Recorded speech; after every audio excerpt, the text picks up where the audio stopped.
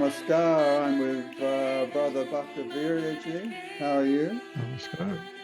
Very good, thanks. It's cold. Yes. So you're down in Tasmania, aren't you? Yeah, that's right. Yeah, So frost tell, on the ground, but no snow. tell us your journey to joining Anandamaga and getting initiated. How did that come about? Um, 1974, I was a student in Canberra. My work at the university there wasn't going so well, and generally life was uh, a low point. I had been carrying around with me for probably a year or two books, which I read at the time. That was the autobiography of a yogi and Be Here Now, which was a book by Baba Ram Das. He was really popular at the time. In fact, uh, all of these ideas about yoga and Buddhism, they were quite in the forefront, at least in student circles at that time. Uh, Buddhism didn't interest me. It seemed to be too intellectual, or I don't know, too many big words. I was quite fascinated with Be Here Now. Uh, But the book I really liked the most and which had the biggest influence on me was Autobiography of a Yogi. And I know from listening to other Margis that that book also had quite an influence on them. Anyway, I contacted the university sports club, asked if there were any yoga clubs. They gave me two telephone numbers. The first telephone number took me to a room full of middle-aged women doing shoulder stands, so I didn't last too long there. And the second telephone number took me to a suburban house in Canberra, and Mahima answered the door. And she taught me Bhavanam Kevalam, and the rest is history. Right. And how did you feel after getting initiated? A sense of excitement, and mostly because as a result of reading Be Here Now and Autobiography of a Yogi, I somehow thought that after doing a year's meditation, I'd be kind of floating on air and have an aura around me. In other words, I had no idea what I was in for. It was just that I felt like I was starting on an adventure. So at some stage you got to hear about Baba and that inspired you to visit him? Well, the first thing that happened was I left my job or position at the university and went to do LFT training. And I was there for 2 months, and that was, well, when I look back on it, I think it was probably one of the best times in my life. Incredibly intense, um, but that's basically where I got the feeling and what Anandamaga was about. And subsequently, actually, you had quite an influence on me because you came back from India.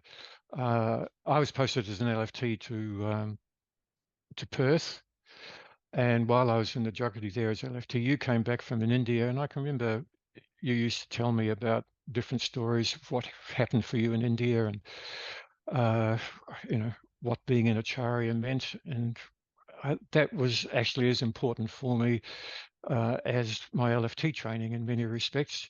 Never told you that before, but that's how it was. And that inspired you about meeting Baba? Oh, well, there was never any question about that. In fact, at some point, I really thought that I would like to become an Acharya. Perhaps that was a result of talking with you. Um, but Baba had different ideas, and I ended marrying Geeta, who was a Margi in Perth at that time. Uh, so this was in 1975. We got married. She had 5 children, and that was pretty much my life for uh, the next couple of decades. They weren't your children. She'd already had children when you married her. She was single. Yes, that's right. She had those 5 children from a previous marriage. And so, you know, I stepped into that. That gave me quite a lot to do. And but we both knew that we wanted to get to India. It was just a question of when we would be basically get the money together, because eventually I got a job, so that was good. And then, of course, you know, finding someone prepared to look after the children. Anyway, that happened in 1981. So I'd then been a Māori for 7 years. But we managed to get the money together and fly to Calcutta. By that stage, Calcutta or Anandamag was already a Baba was out of jail, but Anandamaga was still in the bad books in India. But we got through the customs okay in Calcutta. And yes, we arrived at Baba's house. Actually, it was outside of the office in Jodhpur Park, I think it was. It was my first sight of Baba, and I can remember he got out of the car very businesslike fashion and strode into the office, and we all did namaskar and said Bhavanam Ka, or singing kirtan, Bhavanam Kevalam. That was my first sight of Baba. And then When you saw him get out of the car, did he create any particular feeling in you, or so you were just thinking more objectively?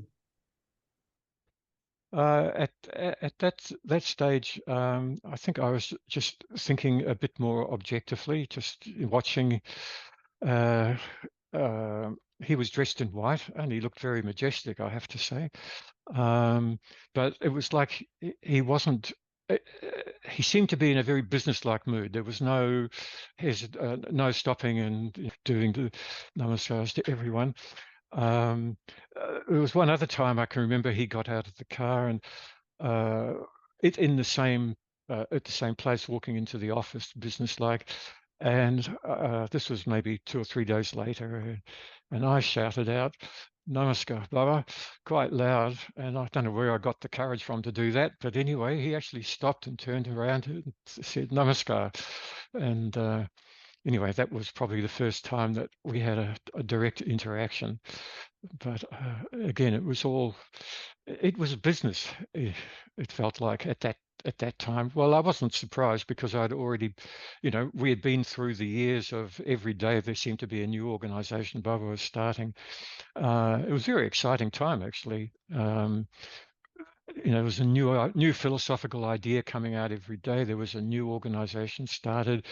PCAP was started, and also cheap literature. And for whatever reason, uh, Baba put PCAP and cheap literature into the same administrative unit. And I was made a global secretary or something, or sectorial secretary of PCAP and cheap literature. And I often wondered about that because, my training had been as a biologist, and I enjoyed writing. So it was like I used to think that Baba actually created PCAP and cheap literature, put them together just for me. Of course. Yeah, you might not believe it, but I think it's true. Of course, I wanted personal contact, and you had to put your name down on a list, which I did. And it was, it was told it's extremely difficult to get personal contact, and you've got to be ready at a moment's notice because you only get one opportunity. So the big dilemma for me was that I found it extremely difficult to stay clean in India. When Baba came back from field work, you'd have to sit down on the ground. It was covered in dust and oil, and I got dirty very quickly. So I had a pair of clean white clothes which I had to keep in my suitcase, quite separate, and those were what I was going to wear for personal contact. It was a big worry for me, is that how was I at a moment's notice going to get my white clothes on and be ready? And so went by. I can't remember now. Maybe it was 2 weeks. Geeta and I were there for 4 weeks. We arrived on Friday the 13th and left on Friday the 13th. Remember that. Anyway, one morning I'm sitting doing my meditation in the DC room. You know, that's under Baba's house in Is this in Jalpur Park or Lake Gardens? Lake Gardens, yeah.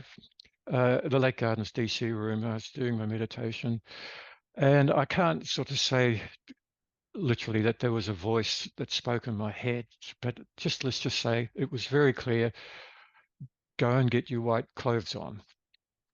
So, of course, I was in seventh heaven from that minute. I skipped all the way back to the hotel where we were staying. It was sort of walking distance from Lake Gardens.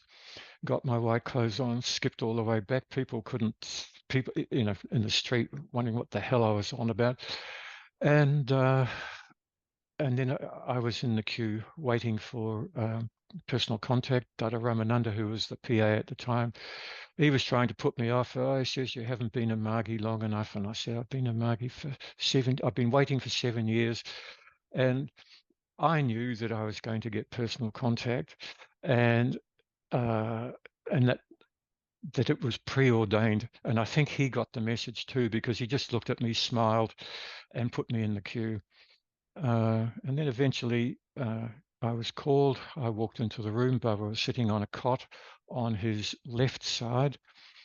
And I did Sastang Pranam. And then I sat down beside the cot. And he said, come closer. And I couldn't work out how to come closer because my knees were sort of up in the air, and then I sat cross-legged, but it didn't seem to me how I could get closer. And he said, come closer. Anyway, I've eventually figured out that my knees would go under the cot. Anyway, that took a bit, and he was amused and said, oh, you got long legs, haven't you? So I said, yes, Baba. And then he asked me my name, so I said Bhaktaviirya. And then he asked me which country I came from, and I said Australia. Well, so far so good. I knew all the answers. Then he asked me what the capital of Australia was. I had to think about that because well, I think a lot of people have said that you know, they have all these preconceptions. They'd like to ask Baba something and that, this and that, and it all goes out the window. And my brain was not working quite well at this stage. And anyway, I had to think about it. I knew Sydney was the wrong answer. And eventually I got Canberra. It was the right answer. And then he said in quite a pointed way, he said that the human body is a mere mechanical device. And I said, yes, Baba. And of course I was thinking to myself, now why has he told me that? And then I don't really know how long I was in there, but he touched me on the forehead with his thumb, and then you know he said I could go, and so I did Sastang Pranam and walked out of the room. But of course, I was it. Let's just say I was I was I was very content and happy. It wasn't when he touched me on the forehead. It wasn't a feeling of bliss. It was just a feeling of let's just say fatherly comfort, something like that. Um, yes, but I've often wondered why he told me that the human body is a mere mechanical device. I think partly because I don't think I kind of believed it, because at the time in the 1970s, 60s, 70s, 80s, you know, your body was a temple and you had to look after it. And then they were saying, oh, it's just engineering, it's just mechanics. Seemed a strange thing to say. But there were subsequent discourses I read, you know, Baba talks about the mind as just a mechanical device. The body is a mere mechanical device, yeah, under the control of the mind. So the mind, you know, that discourse, about the chariot and the charioteer, and the reins and so on.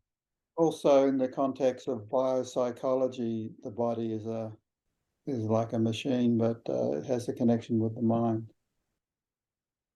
Yeah, but also I can understand that you know, the body is a temple. If you if you're going to be a good chariot, I think, a worthwhile chariot, you've got to keep the wheels oiled, and it's, you know, it's you've got to look after it. You also had another interesting experience with Bubba, I understand, when you went on field walk.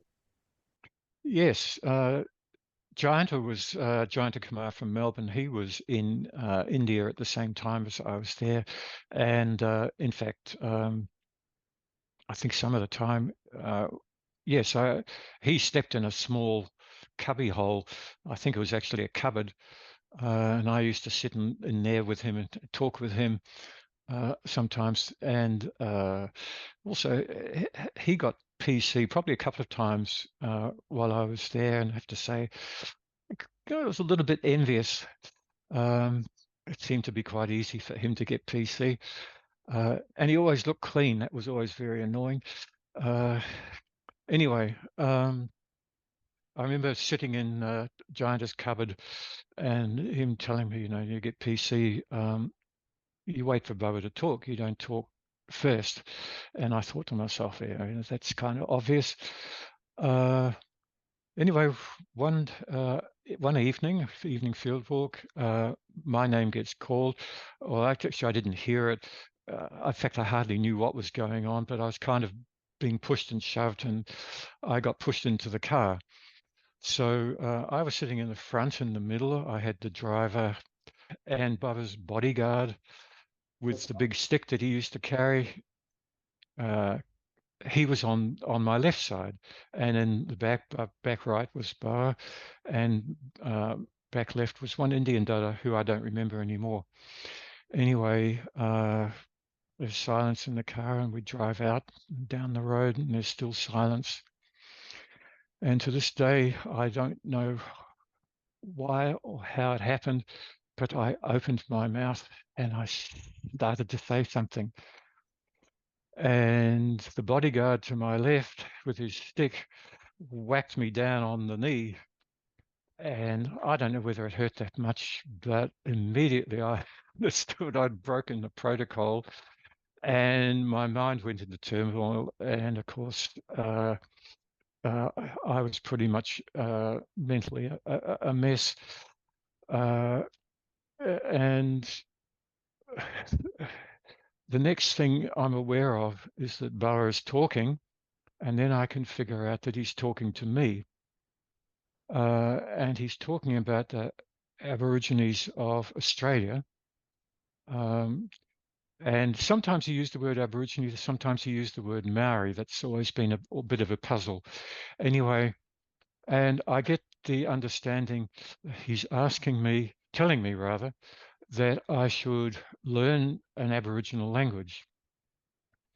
Well, I kept my mouth firmly shut, but in my mind, I'm saying to Boa, there are hundreds of Aboriginal languages in Australia.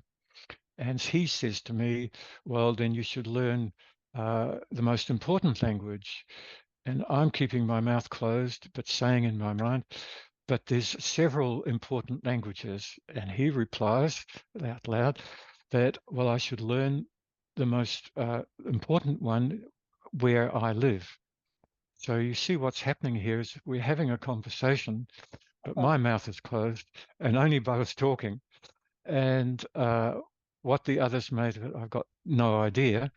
And then eventually Baba said to me, you're to learn their language and you are to become one with them. Do you understand? And of course I said internally, yes, Baba. And then he started talking in either Hindi or Bangla, I'm not sure which. And he was talking to the Dada next to him. And I had the feeling as I was listening that he was talking about something about me, but I couldn't work out any of what it was. Anyway, well, we stopped in a park in Calcutta somewhere. Baba had his drink. I can remember we had to get out of the car and he watched, and he was given a bib, and he drank with his little finger, you know, like your great aunt would have told you to drink a cup of tea with the little finger cocked up. It was very Victorian. Anyway, then we got back in the car, and after that, Baba was talking with the Indian Dada only. When we got back, I got out of the car, he got out of the car, and this Dada came to me, and he was having a huge big laugh. And that was because the plants program was on at that time. I had taken Baba 2 species of insectivorous plants, insect-eating plants, which had always fascinated me because they have a kind of a nervous system. So they're quite advanced in that respect. And but they're insect-eating. In other words, they're carnivorous. And apparently Baba was talking to this Dada about how these plants were carnivorous meat eaters. I think he must have said with a bit of a disgust in his voice. And he had named this plant some Sanskrit name, but the 2 names, the second name was Tomasiccus. In other words, a Tomasic plant. And this Dada just thought this was a huge joke. Uh, anyway, so I thought that was rather, Baba could make something amusing out of a Tomasic plant. So that was field walk. Oh, I suppose I could add that when I got back to Australia, I went to the university. I was living in Perth, and inquired about Aboriginal languages, and if I could learn one. And they said they didn't teach any Aboriginal languages whatsoever. What they taught was the linguistics of all the Aboriginal languages in Australia. So it was purely a linguistic approach, but they didn't actually teach a language. And it was impossible to find anywhere. I searched around in Perth for someone who would teach an Aboriginal language. Now you fast forward 40 years, so that was 1981. We're now talking at the 2020s, and there are people writing, Aborigines writing Aboriginal novels in the local languages. The number of people in Perth, there's an author there who has translated King Lear by Shakespeare into an Aboriginal language there, the normal language, and performing on stage. And I like to think, and it's something what other people have said to me, that when Baba was talking about something, uh, well, it was personal for me in one sense, but he was also spreading a vibration. He was spreading some kind of mental energy around the world, because in 1981 there would have been Aboriginal children born in that year that 20 years later would have learnt a local language, would have gone to university, would have learnt how to write, would have learnt how to translate English, and would be performing their works to a national audience in the 2020s. There are uh, there are other stories that I've heard Baba talking about something, and well, for instance, I suppose like the fall of the Berlin Wall, Baba would be talking about something, and it is as though he's spreading some vibration, and it comes to pass. Mm. But Yes, I have to admit, I've never learnt an Aboriginal language. but Baba plants the seed with his voice, and then it germinates when the time is right. Yes, I remember talking with Dada Vijayananda about this. He said that sometimes when Baba was talking to him about things, and it would be so many different things, it was such speed and so many different topics, Vijayananda said that he felt like his head was bursting. And I asked him, why do you think that Baba talked so much? And he said that, well, he thought maybe, uh, uh, when you talk, of course, you create a sound vibration, but perhaps you're creating other vibrations that are broadcast, around the globe, maybe through the universe, who knows? And they have their effect in their due time. Yeah, well, particularly when Taraka Brahma Mahasambodhi talks, it's more than just a human vibration that's been created. It's like a Maha mantra with every voice, every word. Yeah, exactly. It's like that. Although there's an interesting sequel to the story.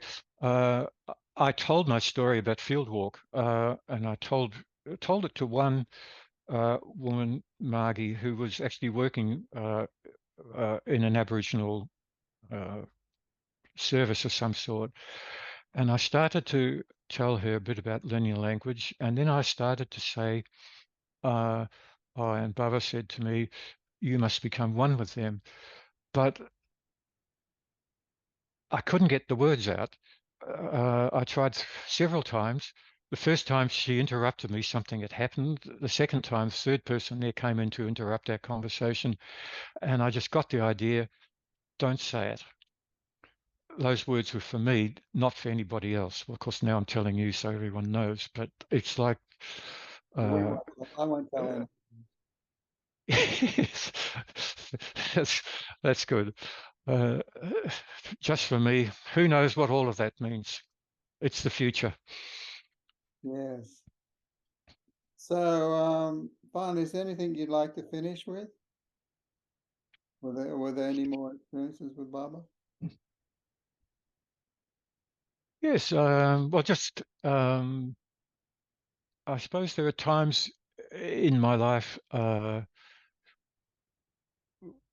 are very few times in my life where I feel that, uh, you know, Baba has actually spoken to me like directly in a way that penetrated. So I said, okay, that's a, a direct communication. One was when we started the master unit in Mullaney, and you were already there in the house, and I was trying to get started building a house. Uh, at the point time, I was unemployed. Uh, actually, I was doing teacher training, so I was just preparing myself for employment. But basically, I was extremely poor. I'd borrowed money right, left, and centre, and like in those days, I was borrowing money at 19% interest. That was uh, a loan from the ANZ Bank, and I had another loans for 13%. I mean, these kinds of interest rates, people complain now about 3% interest rates, but I was paying 19%. And I, I believe Dada Tubbavananda, to fund some of his programs, I remember him telling me that he was borrowing money at 25% interest. And so imagine the stress he was under. Anyway, I was under huge amounts of stress. And like it was affecting my health, and I just thought, I'm not going to survive this. I can't, I can't manage. I had a huge amount of money and multiple loans to various banks and institutions and people that I was trying to manage. And I remember one morning going to sleep thinking, I'm not going to wake up. And in the middle of the night, Boa came to me very clearly and he said, don't worry about money. I will solve all your monetary problems. And I woke up and a huge weight had lifted off my shoulders. And it was like, yeah, of course, the problems remained, at least for another year or two. But it was like the worry that that was hanging over me had all gone because I kind of just knew it was going to be okay. So those kind of occasions, they don't happen that often, but when they happen, they're very special.